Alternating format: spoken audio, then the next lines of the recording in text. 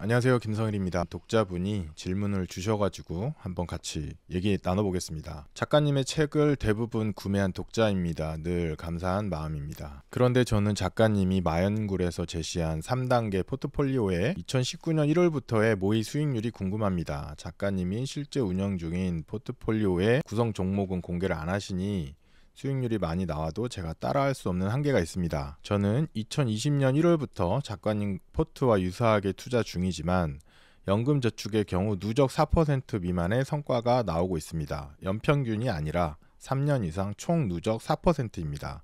저의 투자에 뭔가 문제가 있는지 아니면 작가님이 책에서 제시한 포트폴리오대로 제대로 따라하고 있는지 확인하려면 작가님의 실제 포트폴리오 말고 마연굴 책에서 제시한 포트폴리오의 모의 수익률이 필요한 것 같습니다. 가능하실까요? 라고 질문을 주셨고, 또 하나가 매달 수익률 인증하실 때 마연굴 포트폴리오의 성과도 같이 보여주면 좋겠다라는 얘기셨어요. 오늘 자아 비판의 시간을 한번 가져보겠습니다. 최초로 하는 건 아니고요.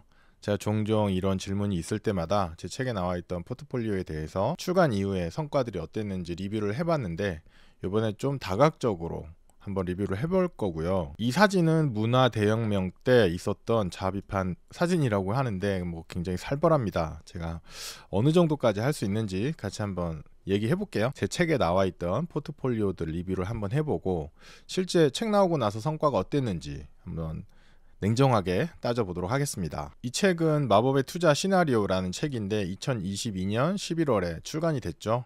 여기에서는 KGAA라는 이름으로 포트폴리오의 시나리오를 좀 만들어 봤고 이런 포트폴리오를 제시를 했었습니다. 성과를 보면 2022년 12월 31일부터 시작을 했고 올해 6월 말까지 성과를 봤다라고 하면 성장형의 기준으로 봤을 때 누적 12% 수익이 났을 거예요. 이건 6개월간의 성과니까 연환산 수익률을 환산을 하면 26%가 나오죠. 그래서 보통 1년 미만의 수익률은 연환산 수익률로 잘 보여주지 않고 기간 수익률로 많이 보여주고요. 그리고 굉장히 긴 기간의 수익률들은 누적이 돼서 굉장히 커 보이기 때문에 연환산 수익률로 환산해서 보는 게 좀 더 유리합니다. 이 기간에는 여기 그래프에서 보시듯이 별일이 없었어요. 이 포트폴리오에 별일이 없었어요. 그렇기 때문에 변동성도 굉장히 작았고 당연히 낙폭은 없었습니다. 그런데 장기 전략은 장기 성과를 봐야 돼요. 아까처럼 6개월짜리 수익률 보여주고 굉장히 수익이 좋다라고 주장을 하게 되면 안 그런 기간에 어땠는지 확인할 수가 없잖아요.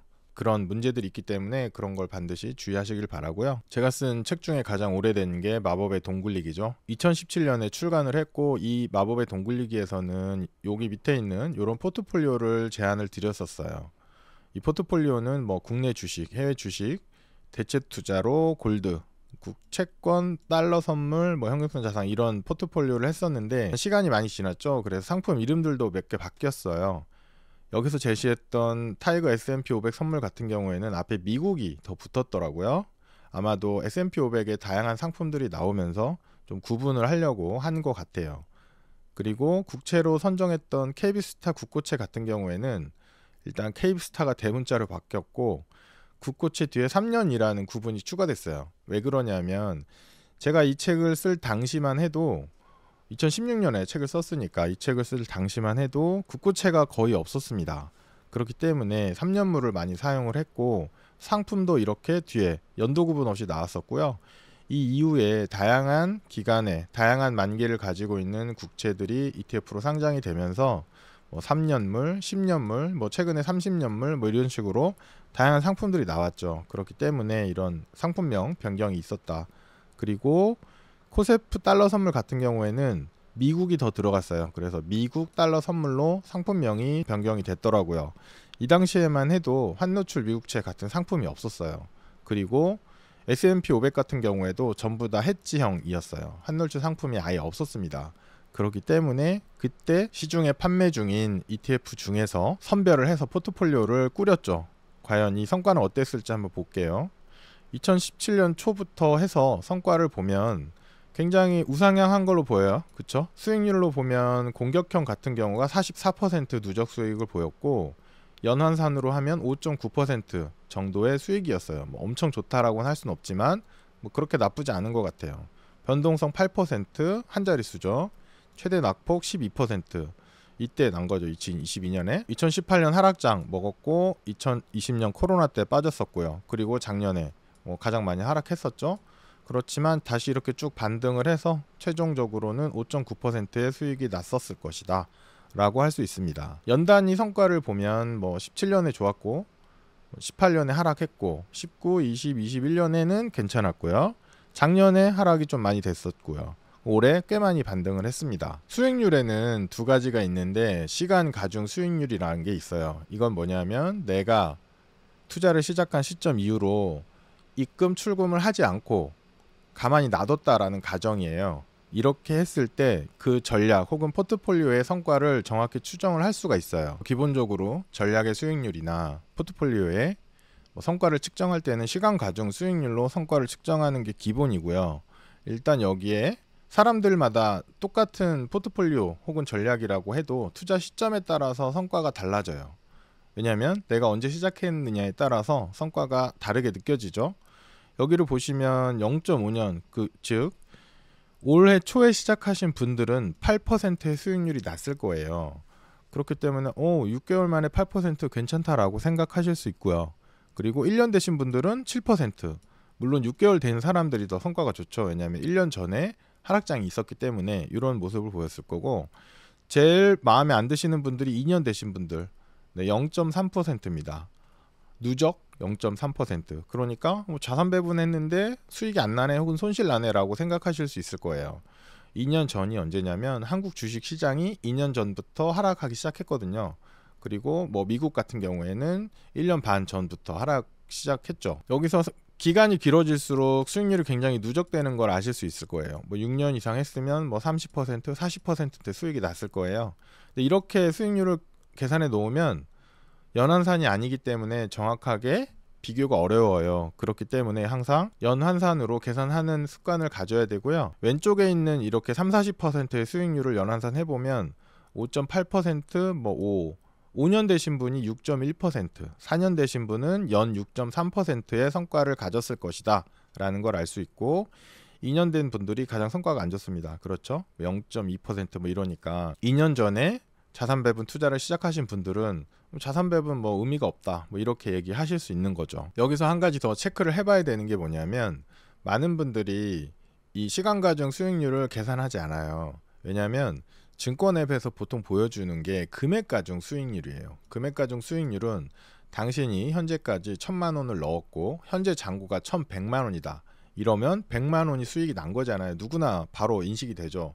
그러니까 100만 원 나누기 1,000 이렇게 해서 10% 수익 났다. 이렇게 표시해 주는 게 금액 가중 수익률이에요. 금액 가중 수익률에는 사실 기간을 반영해서 계산하기 어려워요. 그런데 증권사에서는 억지로 네가 가입한 기간을 반영해서 수익률을 계산하는데, 이렇게 되면 올바른 수익률이 나오진 않거든요. 그리고 내가 돈을 언제 넣냐에 따라서 성과가 완전 천차만별이에요. 똑같은 상품, 똑같은 전략이라 하더라도 나는 2년 전에 1,000만 원을 넣었고, 어떤 사람은 2년 전에 100만 원 넣었다가 작년 말에 1,000만 원을 넣었다. 그럼 두 번째 사람이 수익률이 훨씬 좋아요. 누구나 알다시피 작년 말에 하락장이었고 굉장히 쌌을 때이기 때문에 저렴할 때 매수했으니 성과가 좋을 수밖에 없죠. 그러면 이 전략이 좋냐 나쁘냐라고 했을 때 첫 번째 사람은 나쁘다라고 할 거고, 두 번째 사람은 꽤 쓸만하다라고 할 수밖에 없어요. 그래서 이 두 가지 수익률을 같이 비교를 해보는 건데요. 금액 가중 수익률을 어떻게 계산했냐면, 누군가가 월 적립식으로 정액을 계속 납입을 했다라고 해서 가정한 거예요. 그러면 이 사람의 수익 금액이 있겠죠. 수익 금액 대비 총 투자 원금으로 나눠서 계산을 한 겁니다. 여러분들이 증권 앱이나 은행 앱에서 보시는 수익률이 이 금액 가중 수익률이라는 걸 알고 계시면 되고, 이게 정확한 건 아니고 내가 돈 번 건 맞지만 혹은 손실 난 건 맞지만 그 전략 혹은 상품의 정확한 수익률은 시간 가중 수익률을 계산해 보는 게 맞다라는 거 다시 한번 말씀드리고, 일단 마동글에 나와 있는 포트폴리오인 경우에는 최근 6개월간 8.4%인데 월 적립으로 했으면 3.1%예요. 왜 그럴까요? 당연히 최근 6개월간은 주가가 쭉 우상향 했잖아요. 주가가 우상향 하면서 자산 배분 포트폴리오도 이렇게 우상향 했어요. 그래서 이때 돈이 들어간 거치식 투자자가 수익률이 당연히 좋은 거고, 월 적립식이면 돈을 나눠서 넣었잖아요. 이렇게 넷, 다섯, 6번. 그렇게 되면 점점 비쌀 때 사는 거예요. 그죠? 비쌀 때 사게 되기 때문에 적립식 투자가 성과가 오히려 안 좋은 거죠. 3%대 이렇게 나오는 거예요. 1년 된 경우에도 적립식이 거치식보다 수익률이 안 좋을 수 있고요. 그런데 2년 된 경우에는 거치식은 0.3인데 적립식은 3.2%가 나와요. 오히려 적립식이 더 좋죠. 왜냐하면 2년 전 대비하면 자산 배분 포트폴리오도 이런 모습을 보였거든요. 그렇기 때문에 이때 저가 매수해 둔 자금이 이때 회복하면서 수익을 냈다. 그래서 자산 배분 포트폴리오를 거치식으로 넣었다면 이 전략의 성과는 0%인데 여기 0%죠. 그런데 적립식으로 들어갔다면 이것 때문에 플러스 3%의 수익이 났다라는 겁니다. 그래서 적립식이 유리할 때도 있고 거치식이 유리할 때도 있다라고 제가 말씀을 드리는 이유가 이런 거예요. 그래서 적립식이 무조건 낫다 혹은 거치식이 무조건 유리하다라고 할 수는 없고 시장 상황에 따라서 다른데 지금이 어느 시점이냐, 지금부터 하락할 거냐 상승할 거냐를 알 수가 없으니까 더 우수한 건 없다.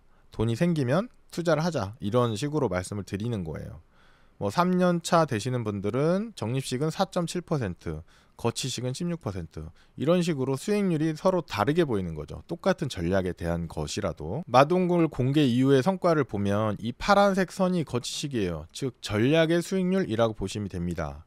이 빨간색 선은 적립식으로 하신 경우 매달 정액을 적립식으로 투자하신 분들의 수익률은 이런 식으로 보이실 거예요. 다시 한번 말씀드리지만 장기 전략은 장기 성과를 보고 판단하자, 뭐 이런 얘기를 말씀드리고 싶고요. 제가 4년 반째 제 블로그와 유튜브를 통해서 수익률을 공개를 하고 있는데 최근 6월 말 기준으로 공개한 ETF 포트폴리오 IRP 같은 경우에 누적 수익률이 39%고 연한산 7.7%라고 했어요. 그런데 이제 다른 독자분들이나 아까 질문 올려주신 분들이 보면 당신은 7%인데 나는 왜 3%가 안 되냐, 뭐 이렇게 질문하실 수 있어요. 누적도 그렇고 연화산도 그렇고.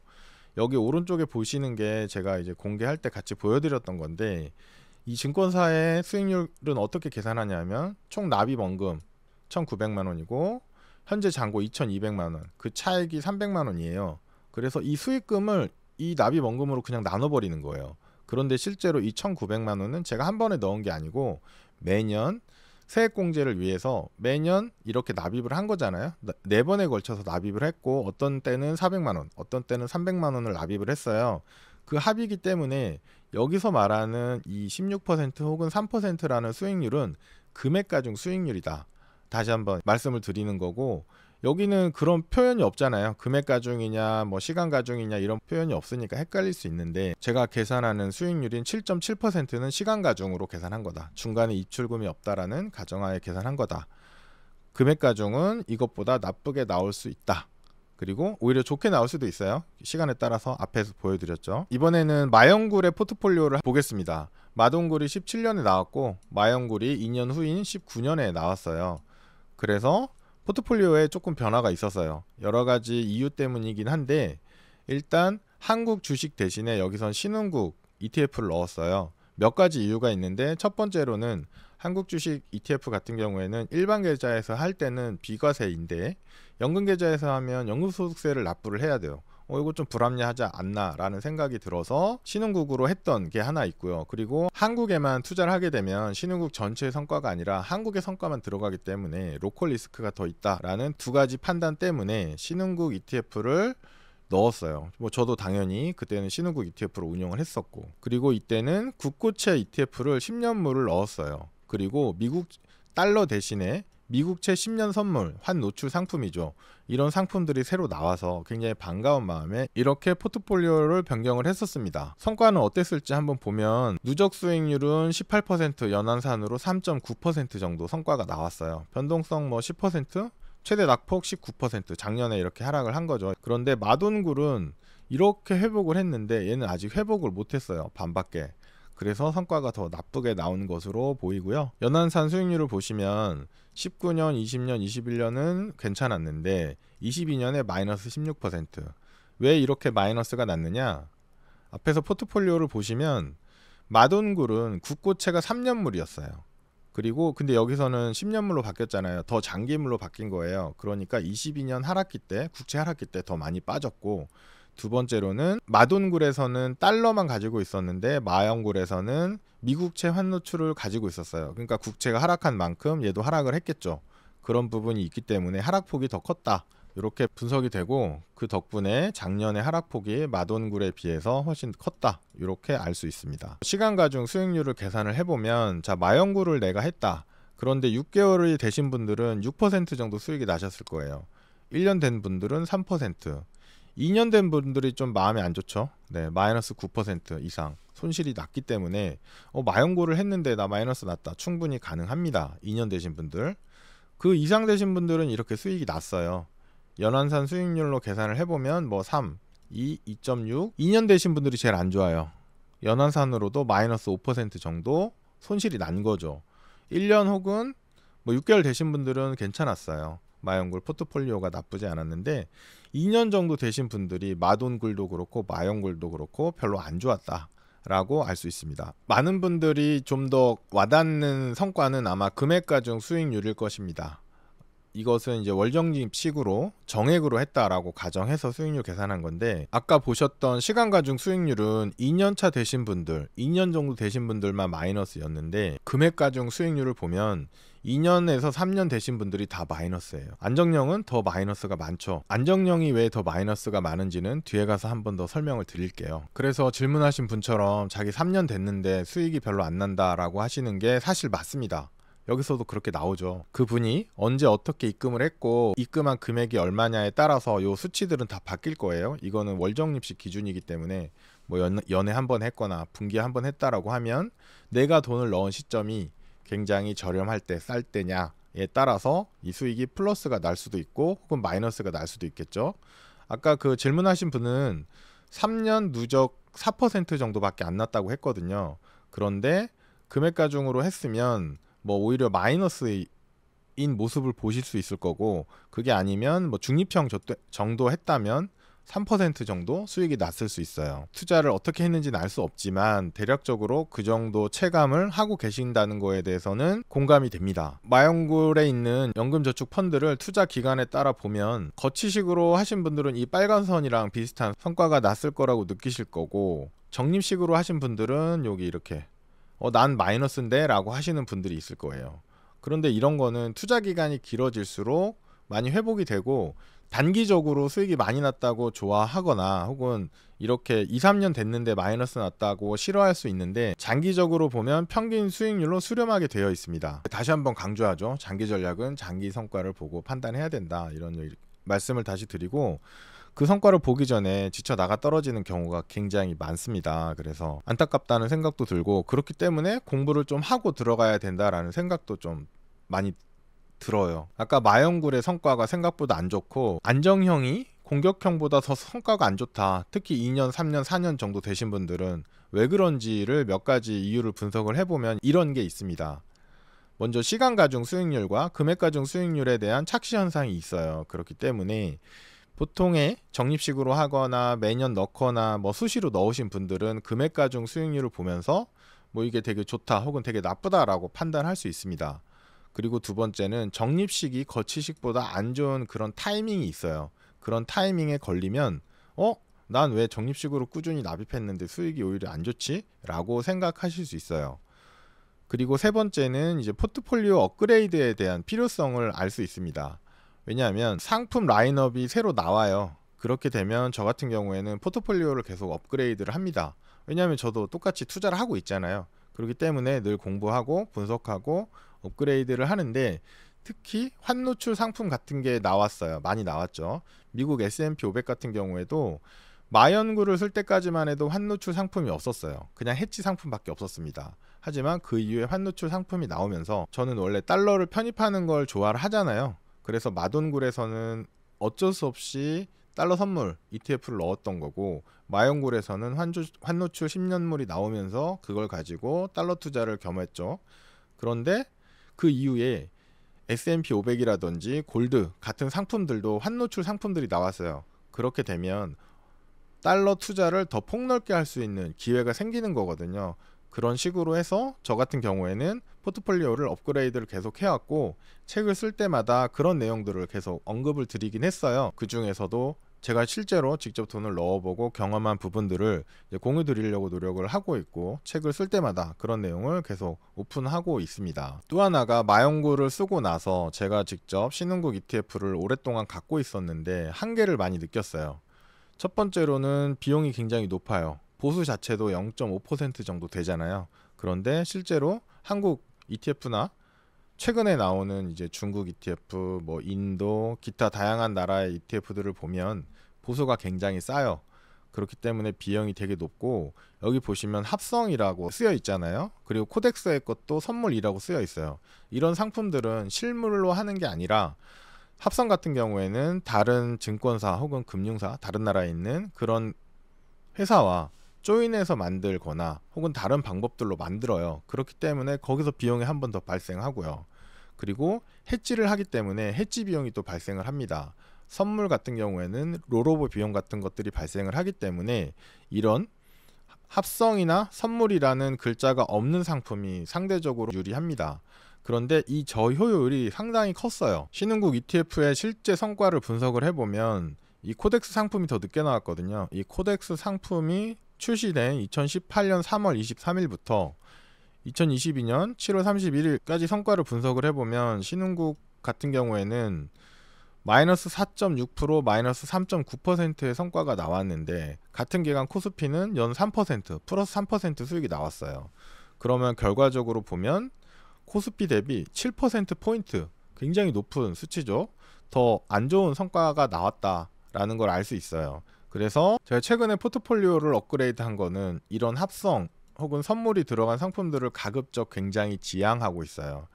어쩔 수 없을 때는 하지만 이런 식으로 굉장히 퍼포먼스 떨어지는 상품들이 있다는 거를 저도 처음에는 몰랐고 운용을 하다가 보고 많은 분들이 질문하시고 저도 새로 공부를 해보고 하니 세금을 내는 게 낫겠다 라는 결론이 나오죠. 그런 식으로 해서 신흥국을 빼고 코스피를 넣거나 혹은 코스피 대신에 다른 신흥국 국가들을 직접 편입하는 방법들로 이제 변경을 하고 있어요. 그리고 작년에 굉장히 많이 느끼긴 했지만 국채도 위험 자산이라는 걸 너무 뼈저리게 느꼈죠. 그래서 국채를 빼야 되느냐 이런 게 아니라, 결국은 주식이나 국채나 달러나 금, 이 자산들 자체가 다 위험 자산이고, 위험 자산들로 만든 포트폴리오는 위험 포트폴리오이기 때문에 그런 위험 포트폴리오의 리스크를 낮춰주는 방법으로 안전자산, 위험자산을 나눠서 국채를 높이고 이렇게 하는 게 아니라 접근 방식을 바꾼 거죠. 토빈의 분리정리라는 걸 사용을 해요. 토빈은 이제 노벨상 받으신 분인데, 이분의 분리정리라는 걸 옛날에 이제 투자론 교과서에서 공부를 했었는데 한참 동안 잊어버리고 있다가 또 어쩌다가 다시 보게 됐어요. 그래서 이게 맞는데 이걸 다시 해봐야겠다.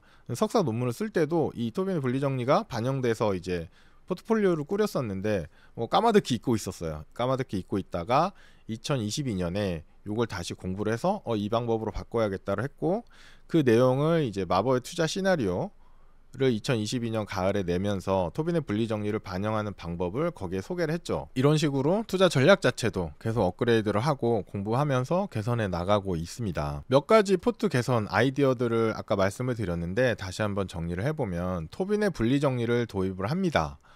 마투시에서 소개를 드렸었고, 토빈의 분리정리를 간단히 보면 이런 식입니다. 마돈굴에서는 성장형인 경우, 공격형이라고 표기되어 있지만 성장형인 경우에는 주식 국채를 4대1로 배분했어요. 그리고 안정형인 경우에는 주식보다 안정적인 국채라는 컨셉 하에서 국채 비중을 이렇게 늘렸었죠. 그리고 마영굴에서는 연금저축 펀드를 할 때 주식 국채를 60대 24 이렇게 넣었었고, 안정형을 20대 64 이렇게 넣었어요. 그러니까 아까 보셨던 연금저축 펀드의 안정형이 성과가 더 안 좋았던 이유가 뭐냐면 국채 비중이 이렇게 많았기 때문이에요. 그런데 22년에 하필 국채가 굉장히 많이 빠졌죠. 국채 비중이 많은데 국채가 많이 빠지니까 안정형이 오히려 성장형보다 더 낮은 성과를 오랫동안 보여주는 이런 결과들이 나왔습니다. 마투시에서는 이제 두 가지를 알려드렸는데, 처음에 KGAA라는 포트폴리오에서 기존의 스타일대로 성장 중립 안정을 포트를 짜는 걸 말씀드렸고, 거기서는 주식 국채가 5대2, 안정형이 25대 40 이런 식으로 들어갔어요. 여기도 마찬가지 국채 비중이 늘어났죠. 세 가지 다 국채 비중을 안정형에서 많이 넣었어요. 그런데 제가 마투시를 쓰는 과정에서도 그렇게 했지만, 마투시를 쓰고 나서는 완전히 토빈의 분리 정리를 도입을 했습니다. 그래서 이번에 내 아이를 위한 마법의 돈 굴리기라는 책을 낼 때는 토빈의 분리 정리만 이용해서 포트를 구성을 했어요. 예를 들어서 이런 식입니다. 리스키 포트폴리오, 즉 위험 포트폴리오는 주식, 국채, 금, 달러 이런 자산들이 들어가 있는 포트폴리오인데 거기에는 주식과 국채가 5대3의 비율로 들어가 있어요. 20%는 대체 투자죠. 이런 식으로 들어있고 안정형도 동일합니다. 그 대신에 리스키 포트폴리오는 고정돼 있고 현금성 자산으로 전체 위험을 조정을 해줘요. 성장형에는 현금성 자산 5%, 안정형에는 40%, 중립형은 20% 이런 식으로 들어가 있거든요. 그래서 이거를 제가 어떻게 설명드렸냐면 라면에 물을 넣어서 농도를 조절하는 거랑 비슷하다라고 말씀을 드렸어요. 라면 자체가 가지고 있는 스프의 농도는 있잖아요. 그게 리스키 포트폴리오랑 같은 거고 여기에서 현금성 자산이 물과 같은 건데 물을 얼마나 넣느냐에 따라서 라면 맛의 매운맛이 조절될 수 있는 거랑 동일하거든요. 이 방식으로 하면 공격형보다 안정형이 더 위험한 상황이 오지는 않아요. 그렇겠죠? 왜냐하면 여기 안에서의 주식국채 비중이 정해져 있기 때문입니다. 신흥국에 대한 이제 아이디어도 포트폴리오 개선의 한 관점인데 신흥국 ETF가 실물이고 환노출 상품이었으면 신흥국을 그대로 가져가도 괜찮을 거라는 생각은 있어요. 하지만 현재 우리나라에는 그런 상품이 없기 때문에 오히려 한국 ETF, 보수가 저렴한 한국 ETF를 넣는 것도 괜찮다라고 생각이 들어서 아돈굴에는 한국 ETF를 추천을 드렸고요. 좀 더 공부가 많이 되신 분들 혹은 좀 더 장기적으로 하시는 분들 같은 경우에는 한국 외에도 중국, 인도 혹은 기타 여러 가지 신흥국을 분산해서 넣는 것도 나쁘지 않다라고 생각이 듭니다. 자산 배분 투자에도 허와 실이 있습니다. 일단 단기 성과는 제각각입니다. 내가 언제 들어가냐에 따라서 굉장히 좋네 라고 하시는 분도 있고 이거 뭐야 자산 배분이 왜 이렇게 손실나 회복도 안 되네 라고 하시는 분들이 있어요. 왜냐하면 자신이 시작한 시기에 따라서 다른 경험을 하게 돼요. 그리고 또 하나는 내가 시작할 때는 100만 원 넣었는데 수익이 좋았어. 수익이 좋으니까 1000만 원을 더 넣었어요. 근데 1000만 원 넣은 다음부터 떨어지기 시작해. 전략도 항상 오르진 않잖아요. 자산 배분도 이런 움직임을 보이거든요.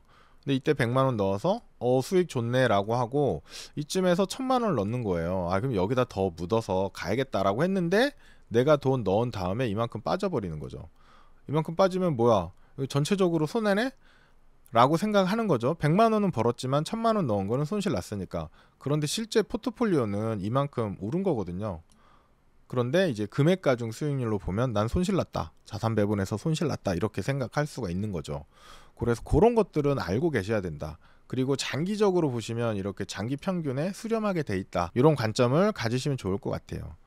그래서 자산 배분 투자도 투자 기간이 반드시 필요합니다. 이 그래프에서 보여드렸듯이 단기적으로는 항상 손실이 날 수 있어요. 그 단기가 얼마냐라는 것을 이제 전략이나 특성마다 다른데 자산 배분 전략에서 제가 항상 언더워터 피리어드라는 걸 계속 표기를 해드리는 이유가 뭐냐면 내가 들어간 시점이 하필 이 전략이 고점이야 라고 했을 때 이렇게 빠지는 기간 이게 언더워터 피리어드잖아요. 수면 아래 기간.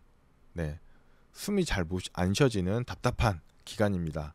이 기간을 항상 체크를 하는 이유가 이 기간이 5년이다 라고 하면 내가 투자한 시점부터 5년 동안 마이너스가 날 수 있어요. 그런 전략이나 그런 상품 충분히 있을 수 있거든요. 근데 그거 본인이 알고 시작하시면 견딜 수 있어요. 그럼 자산 배분 투자의 언더워터 피리어드는 얼마냐? 보통 2년에서 3년 이렇게 말씀을 드리죠. 제가 분석한 전략들은 1.7년 이렇게 되는 것도 있고요. 17개월 이렇게 나오는 것도 있습니다. 전략에 따라서 조금씩 수치는 다를 수 있지만 책에서 분석한 그 정도 수준이 나와요. 내가 투자하는 전략이 어느 정도의 언더워터 피리어드를 갖고 있느냐 라는 거를 좀 확인해 보시고 그 정도는 감안하고 가셔야 돼요. 내가 넣자마자 플러스 나면 좋겠지만 그런 건 없습니다. 그리고 넣자마자 플러스 나는 가장 좋은 시기가 언제냐면 이렇게 쌀 때예요. 근데 이렇게 하락했을 때는 아무도 쳐다보지 않아요. 왜냐하면 요 앞에 하락을 직접 겪었거나 들었거나 하기 때문에 이때는 아무도 안 넣어요. 이때가 언제예요? 2022년 말 올해 초예요. 이때 아무도 안 넣죠. 자산 배분도 안 해요. 그렇기 때문에 올 상승장을 못 먹는 거죠. 그리고 이렇게 쭉 오르면 올랐네. 내가 그때 넣을 걸 지금이라도 넣자 해서 들어가면 다시 또 빠질 수도 있죠. 빠질 수도 있지만 이때 실망하냐 안 하냐는 길게 보고 들어가느냐에 따른 각자의 이제 투자 철학의 문제라고 생각이 들어요. 그래서 이런 허점들이 있다. 당연히 자산 배분도 이런 허점들이 있다는 걸 반드시 알아두셨으면 좋겠습니다. 마젤란 펀드라는 상품이 있었어요. 이 상품은 피델리티 인베스트먼트에서 1963년에 내놓은 펀드였는데 미국 투자업계의 레전드 중에 하나인 피터 린치, 이분이 1977년 5월부터 1990년 5월까지 13년간 운용을 하면서 연평균 29%라는 어마어마한 수익률을 올렸습니다. 주가 지수를 2배 이상 앞서는 성과였고요. 1987년 블랙 먼데이가 이 기간 안에 있었지만 이 해에도 마이너스를 안 냈어요. 단 한 해도 마이너스를 내지 않고 이런 성과를 내서 엄청나게 유명했고, 피터 린치의 명성도 아직도 많은 사람들이 기억을 하고 있는데, 흥미로운 건 이제 피터 린치가 은퇴를 하고 나서 자기가 운용했던 펀드에 가입했던 사람들 성과가 어떻게 나왔는지를 조사해 봤는데 가입자 절반 이상이 손실 났답니다. 왜 이런 일이 일어나냐면 어떤 상품도 이거를 벗어나지 못해요. 이 변동폭을 좀 더 줄이는 게 자산 배분이고, 변동폭은 크지만 더 높은 수익을 내겠다라고 하는 게 뭐 주식 베이스의 전략들이에요. 사람들이 돈을 언제 넣냐면 이 상품이 수익이 좋다는 뉴스가 점점 많이 나오면 이쯤에 돈을 넣어요. 이쯤에 돈을 넣고, 그리고 나서 좀 오르니까 돈을 더 넣기도 해요. 오, 진짜 잘 나네 이러면서 돈을 더 넣어요. 그런데 그 다음에 당연히 어떤 것도 계속 오르지 못하니까 이렇게 하락하잖아요. 그러면 참다가 여기서 팔아요. 그러면 이 사람은 자기가 들어간 시점부터 이만큼 손실이 난 거죠. 손실 보고 나와서 별로네 라고 얘기를 하죠. 그리고 가만히 있는데 이 상품이 다시 막 올라가요. 그러면 역시 내가 약간 실수했어. 그래서 다시 들어갑니다. 그게 여기에요. 여기서 들어갔는데 좀 올라가다가 또 빠져요. 역시 난 주식하면 안 돼, 펀드 하면 안 돼. 그러면서 여기서 빠져나와요. 그러니까 이 펀드는 어마어마한 수익이 났는데 여기에 가입한 사람들은 절반 이상이 손실난 경험을 한 거예요. 자기의 경험을 가장 중요하게 생각하잖아요. 자산 배분도 마찬가지입니다. 이런 것도 마찬가지고, 난 내가 했는데 손실 났다. 그래서 뭐 이게 더 중요한 거죠. 근데 중요한 거는 진짜로 어떤 것을 해서 수익을 내려면 제대로 이해를 하고 필요한 시간을 할애를 할 수 있어야 돼요. 그런 부분을 이제 기억해 두셨으면 좋겠습니다. 참고로 이제 제 계좌를 공개해 달라는 요청들이 종종 많이 들어오는데요. 얼마 전에도 이제 모처에 강의를 갔는데 제가 실제로 그렇게 운용하고 있냐라고 이제 물어보시더라고요. 그래서 제 계좌를 보여드리면 믿으실까요? 그러니까 보여달라는 거예요. 그래서 앱을 살짝 열어서 살짝 보여드렸어요. 당연히 안 보이죠, 뒤에 분들은. 근데 종목이 다르죠. 종목이 다르고 그 종목을 기억하지 마셨으면 해서 굉장히 짧게 보여드리고 말았어요. 왜냐면 이게 리딩방이랑 똑같잖아요. 내가 이 종목 하고 있으니까 너네도 이 종목 해. 이거는 사실은 좀 좋은 방법이라고 생각을 하진 않아요. 왜냐면 최근에 뭐 슈퍼개미 관련해서 사고가 많이 나왔잖아요. 그래서 일단 이런 주식들, 소형주나 아니면 대형주지만 거래량이 작은 주식들은 작전을 할 가능성이 굉장히 높아요. 그래서 굉장히 위험해. 이런 거 따라 하시는 거는 굉장히 위험하고, 슈퍼개미라고 불리는 분들 혹은 뭐 연예인 관련해서 뭔가를 했던 이제 사고들이 최근에 계속 빵빵 터지고 있는데, 그래서 굉장히 조심해야 돼요. ETF는 사실 크게 문제는 안 생겨요. 예를 들어서 제가 뭐 땡땡땡 ETF를 샀어요. 여러분 같이 합시다 막 이렇게 했다고 해서 제가 그 ETF의 뭐 가격을 조작할 수가 없잖아요. 왜냐하면 그 ETF가 보통 30개 기업의 종목을 가지고 있는데 그 30개 기업의 종목을 제가 다 주가 조작을 할 수 있는 뭐 그런 사이즈는 안 되잖아요. 그리고 예를 들어서 제가 뭐 에이스 S&P를 샀다라고 해서 여러분들 같이 사십시다고 했는데 미국 S&P 500이 뭐 저나 여기 우리나라에 있는 사람들이 아무리 뭐 사고 팔고 한다고 해서 그게 움직이진 않으니까 크게 문제가 되진 않아요. 그렇긴 하지만 기본적으로 투자의 원리를 배우시는 게 좋지 않을까 이런 생각이 들어요. 왜냐하면 제가 없어질 수도 있잖아요. 그렇기 때문에 뭐 저 사람이 책을 썼다는 건 그걸 보고 복기를 할 수 있고 그 논리의 흐름을 이해를 하고 내 것으로 만들려고 노력할 수가 있잖아요. 그렇기 때문에 책을 통해서 공부하시는 거를 일단은 저는 추천을 드리고, 저도 그렇게 이제 공부를 하기 때문에 무지성으로 무조건 따라하기 이런 거는 좀 되게 위험하다고 생각을 해요. 만약에 정말 이렇게 사기를 치지 않더라도 제가 틀릴 수도 있잖아요. 예를 들어서 어떤 뭐 제가 이런 게 좋은 것 같아요 라고 했는데 제가 틀릴 수도 있는데 저도 당연히 책을 쓰거나 강의를 할 때는 되게 진심으로 하지만 틀릴 수도 있어요. 뭐 신흥국 같은 사례가 저도 미처 몰랐어요. 그 당시에는. 알았으면 저도 안 했겠죠. 책에도 안 썼겠지만 저도 실제 그 상품에 투자하지 않았겠죠. 그래서 그런 것들은 경험하지 않으면 알 수 없는 부분들도 있어요.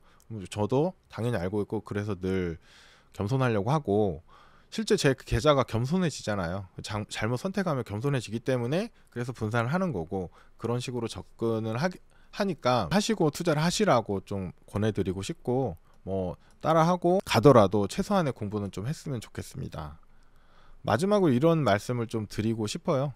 그러면 이제 공부를 언제 다 하냐, 완벽하게 알고 시작하고 싶다 이렇게 생각하시는 분들도 많은데, 말하는 거랑 비슷해요.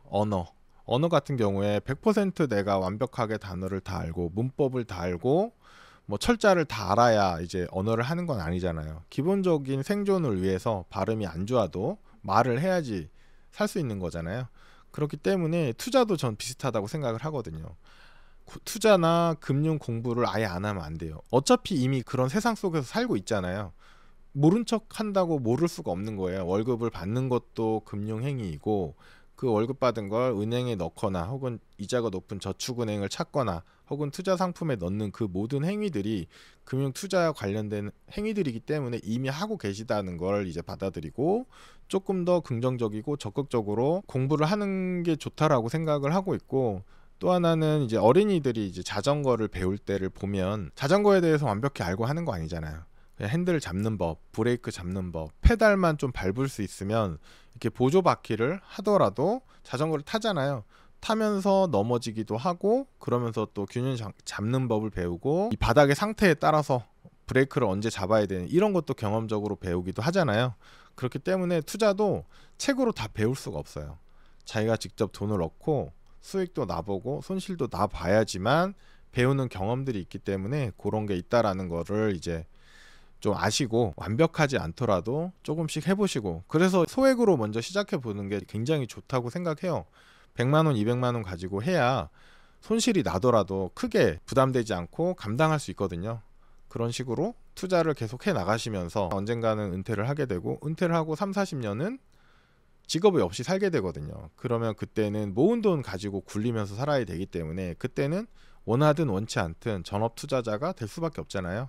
그때를 위해서라도 지금부터 투자를 하면서 공부를 해 나가는 게 굉장히 중요하다, 이런 말씀 드리겠습니다. 감사합니다.